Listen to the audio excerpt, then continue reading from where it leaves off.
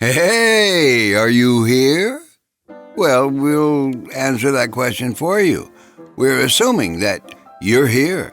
You're tuned in to the Paul Leslie Hour, episode number 1051. We're pleased to present an interview with Elijah Wald, author of Dylan Goes Electric, Newport, Seeger, Dylan, and the Night That Split the Sixties, which inspired the major motion picture A Complete Unknown. Please keep in mind, folks, the Paul Leslie Hour is made possible by viewers and listeners like you. So please visit us at www.thepaulleslie.com/support. And we thank you for listening and supporting. And with that, what do you say we start the first interview of 2025? Well, ladies and gentlemen, it's my great pleasure to present an interview with Elijah Wald, a writer, musician, journalist, music historian, and New York Times best-selling author. Wald is the author of Dylan Goes Electric, Newport, Seeger, Dylan, and the Night That Split the Sixties, which inspired the movie A Complete Unknown. So, Mr. Wald, how are you doing? I'm doing fine. It's been kind of a wild month. I bet. It must be exciting, too. Yeah, no, it's been fun. I mean, the most exciting thing was that tweet from Dylan that he liked my book, which I had no idea that he had himself read it. I knew that his people had licensed it, had optioned it for the movie. But discovering that he had read it himself and liked it was exciting. I bet. And unexpected. What made you feel that this specific story needed to be told, the story told in Dylan Goes Electric? I'm not going to say needed to be told. I'm a professional freelance writer. What struck me was that the 50th anniversary was coming up, and if I wrote the book on Dylan Going Electric, I could get a good advance and sell a bunch of books. I mean, this one really started as a commercial prospect. Mm-hmm. As it turned out, I then got utterly fascinated with it, and I'm very pleased with the result. But when the original idea was that it was going to be quick and easy to write because there was already so much available on the subject. As it turned out, I ended up with a very different slant than what was already available on the subject, and it was the hardest work I've ever done in my life. What about it would you say made it such hard work to write this one? Frankly, I had the idea late and had to do all the research and writing in 6 months. On the other hand, I think in the end, that made it a better book because it reads quickly. I mean, I hope people agree that it reads quickly as well as having been written quickly. I think it gave it an energy it wouldn't have had if I'd had infinite time to do research and writing. I can see that. I read the book very quickly, and I love the way that it balances being storytelling in that it feels very much like, oh, this is a story. I can actually see how somebody would read the book and think, this would be a good movie. It sure didn't occur to me, but I'm glad they did. How important was getting to the truth a part of writing your book, Dylan Goes Electric? Okay, I'm going to make one of those subtle distinctions. Getting to the facts as much as possible was important. Mm-hmm. The truth is a much trickier question. And to me, the truth I was trying to get to was how complicated it was. I mean, my dream writing the book, and still my dream about the book, is that people who go in thinking they know how they would have reacted when Dylan went electric at Newport. My dream is that by the time they reach that point in the book, they not be sure how they would have felt about it. I wanted people to feel more torn by that moment than, I think everybody going in thinks, God, how stupid to boo Dylan for going electric. And I wanted to make it more complicated than that. Because, I mean, that is the truth. To me, that is the truth of that moment, that it was a complicated moment, not the simple story of the boring old folkies didn't appreciate the genius. Right. How did you find that the book was going to be made into a movie? How did that all happen? Dylan's people, they were the ones who originally optioned it. I got a phone call from his manager saying they wanted to option the book. What did you find them to like to deal with, the Dylan folks? Oh, Dylan's manager is very easy to deal with as long as you don't want to talk to Dylan, and I didn't. That's interesting. I mean, they were incredibly helpful. As soon as they found out I didn't want to talk to Dylan, they were prepared to do anything. You know, they were extremely helpful. And as for not talking to Dylan, just in case people are perplexed by that, Dylan has been interviewed infinitely about that period. If there's one subject he never needs to be questioned about again, it's that.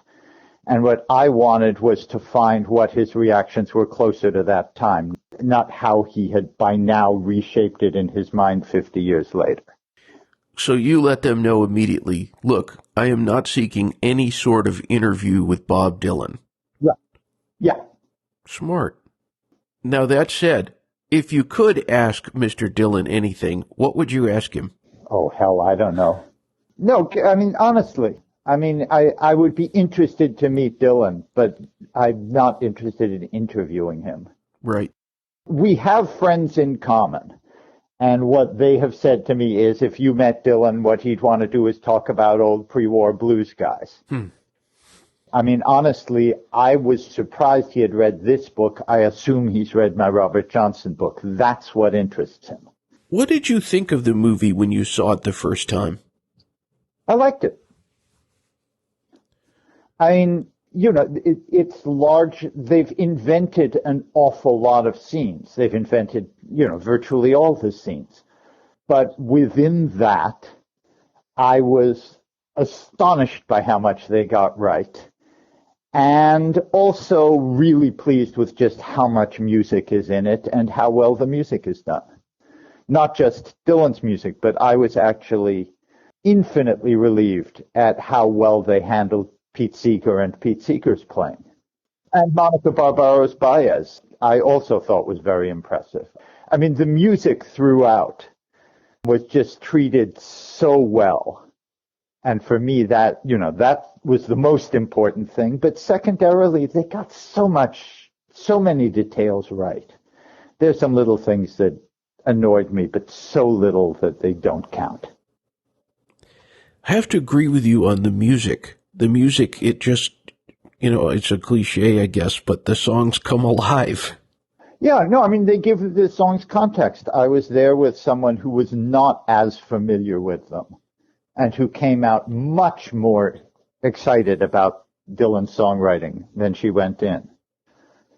And I mean, that's to me that's what the film's for. But again, I also thought they got so much right, so many little details. I've now seen it 3 times. And each time I picked up things I had missed before, just little things that they put in for the Dylan nuts. And my experience, you know, I'm seeing a lot of reactions, is that mostly the people who were actually around on that scene are just loving the film because, you know, they're reliving their youth, which is nice.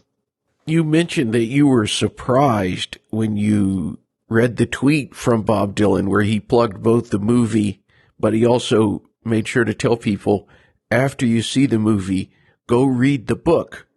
Well, I mean, that was just a plug. What I loved was him referring to the book as fantastic. Yeah. But yeah, I was astonished. What do you make of him tweeting in the first place? Who knows? I mean, that Bob Dylan should get engaged with social media, you know, I didn't expect it. It didn't surprise me. I don't know the man. And the man, you know, Bob Dylan has been surprising us for as long as I've been aware of him and longer. That he should surprise me again, you know, him tweeting surprised me less than him recording a Sinatra album. What'd you think of that? I wasn't wild about the album. When I saw him live after that, I actually liked the standards more than I liked his versions of his own songs. He did it with a much more stripped down band, and I could hear him more clearly, and I thought he did them beautifully. I don't need the record, but then I'm not a Sinatra fan either. Well, Pete Seeger is, of course, an integral part of your book. He's someone who's perhaps more complicated than he seems on the surface. How would you describe the late Pete Seeger? Like you say, he's more complicated than he seems on the surface. I spent a lot of the book. A lot of people came away from that book saying that they didn't learn so much about Dylan, but they learned a lot about Seeger. And I think a lot of people are coming away from the movie more surprised with how Seeger shows up than how Dylan shows up.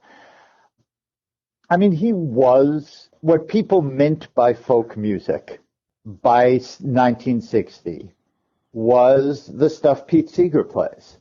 And even the people who completely disagreed about folk music all meant the stuff Pete Seeger plays because there was no element of the folk scene that didn't come directly out of Seeger.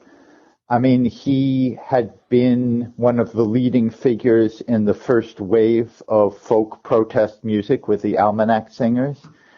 With the Weavers, he invented the pop folk style that was carried on by the Kingston Trio and Peter, Paul, and Mary.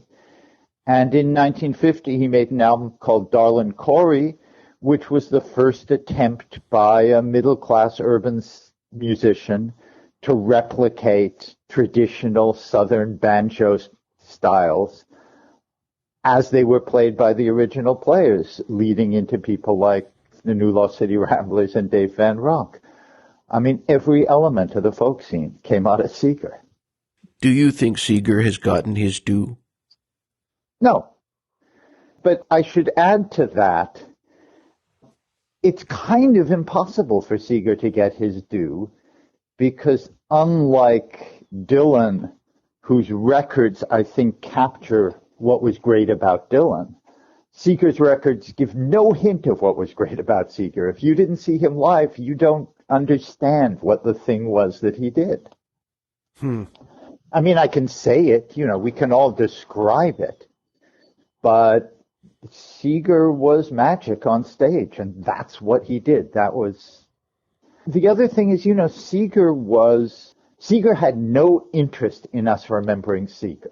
Seeger wanted to leave behind a completely different, he would have liked to leave a completely different, not just musical world, but world in general, but certainly a different musical world. But he always felt like his job was getting everybody else who he thought was important up front and getting people singing together. And his view was always, I'm just one of the many. So, the fact that he is not personally remembered as much of a giant as he was would not, I think, surprise or disappoint him. And the fact is, most people, I don't know about most people, but his name is still well known. I mean, Bruce Springsteen has done a Seeger tribute album. He's prominent in this movie. It's not like he's disappeared. Right. But, I mean, and also, people who were very close to Pete Seeger never felt they understood him. I mean, I think the difference between Bob Dylan and Pete Seeger is not that Dylan was a more complicated and in some ways difficult person to know. It's that everybody knows that about Dylan. Whereas if you saw Pete Seeger live, you felt like you knew him. You were wrong. I mean, one of the funny things about Pete Seeger, and people have said this over and over and over, is if you saw him live, you felt this incredible warmth and closeness. And if you actually were one-on-one with him in a room, he was much more distant and harder to know.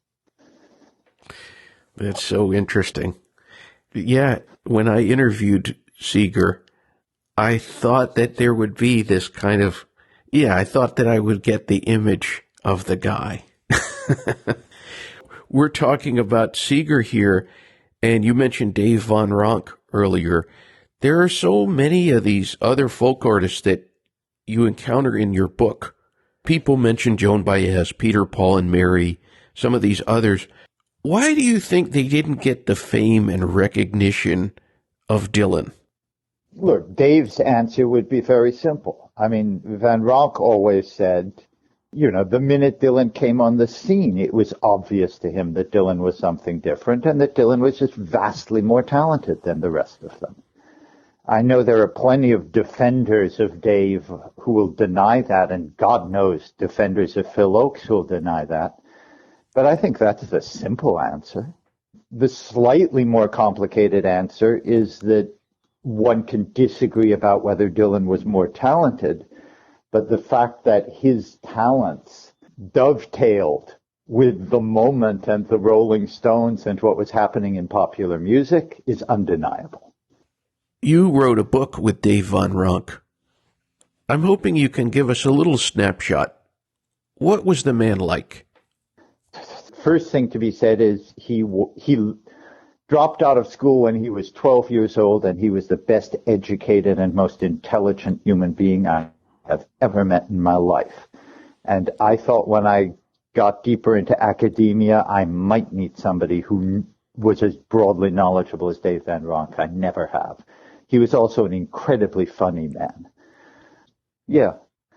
I wrote one book with Dave Van Ronk, but all of my books exist because of what I learned from Dave Van Ronk, not as a musician, but as a scholar and somebody deeply knowledgeable about writing and about good writing. I mean, when I became a newspaper writer, Dave loaded me down with books, saying, if you're going to do this, these are the people you need to read. A.J. Liebling, principally. He would have liked me to get deeper into Mencken, which didn't work for me. He was the first person I ever heard make just sort of offhanded criticism of Shakespeare. It hadn't occurred to me that you could criticize Shakespeare. And Dave just sort of in passing said, the problem with Shakespeare was he wrote so beautifully that when he ran out of things to say, he didn't stop.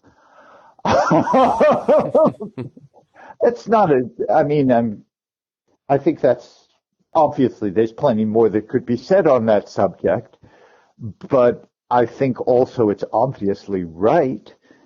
And as I say, what was breathtaking for me was it had never occurred to me that ordinary people like us who hadn't been to college would even consider having an opinion about would consider saying a sentence that began with "What's wrong with Shakespeare as a writer?" Yeah. Very interesting. So what is on the horizon with Elijah Wald? What are you working on these days? Oh, a bunch of things. I'm finishing up a short history of rock and roll for Oxford University Press's very short introduction series. I'm doing an anthology, trying to find a publisher for an anthology of writing by a man named Robert McKinney, who was the one black writer with the New Orleans Federal Writers Project during the Depression era. The main thing I'm working on is a biography. My last book was a book on Jelly Roll Morton and hidden stories and censorship of early blues. And in the middle of that project, he mentioned just in passing a woman named Ready Money, who was the most expert pickpocket in New Orleans in the first decade of the 20th century. And I just thought I'd look her up. And anyway, I'm now doing a full-scale biography of her. As it turned out, she went from being a pickpocket and sex worker in the 1880s and 90s to owning the largest black-owned hotel in Southern California. It's an incredible story. And nobody's written a paragraph about her. She's completely unknown. So that's what I'm doing now. How interesting. Wow. For anyone who reads your book, Dylan Goes Electric, or sees the movie, A Complete Unknown, is there anything that you'd like for them to get from that experience in specific? Like I said earlier, just I'd like them to walk out of it less sure of how they feel about that moment. I mean, I think that, most people in that moment were confused by what was going, something is happening there, but you don't know what it is, do you, Mr. Jones? I think, how does it feel? Most people were like, well, I'm not sure right now. I need to think about this a minute. I was trying to give people a sense of the period, and I was trying to give them a sense that Pete Seeger's position when he was upset by what Dylan was doing was just as valid as Dylan's position. And, I think it's worth remembering that both of them continued to honor the other and the other's position. I mean, the history of that period was originally written by rock fans who were not particularly interested in folk music. By now, I think everybody who's into Dylan thinks of him as sort of the patron saint of what's now called Americana, of people who were absolutely immersed in old blues, old country, old music. Nobody thinks of Dylan anymore as the guy who rejected old music to do something modern. He has been he's been keeping the flame of devotion to American roots music alive. And that's how pretty much everyone, I think, now thinks of him. Well, Mr. Wald, thank you so much for coming on here and talking with me, and congratulations on the movie and for writing such a compelling book. Thank you. Thank you so much. Okay. Have a great one. You too. Bye-bye. Bye. We thank you and appreciate you dropping in for the Paul Leslie Hour today. You can help the Paul Leslie Hour in our mission to provide independent media content like this by visiting www.thepaulleslie.com/support. We truly thank you. This is your announcer speaking. Performance of The Entertainer intro song and Corina outro song, courtesy of John Primorano. Well, that's it for today. So until next time, be safe and be good.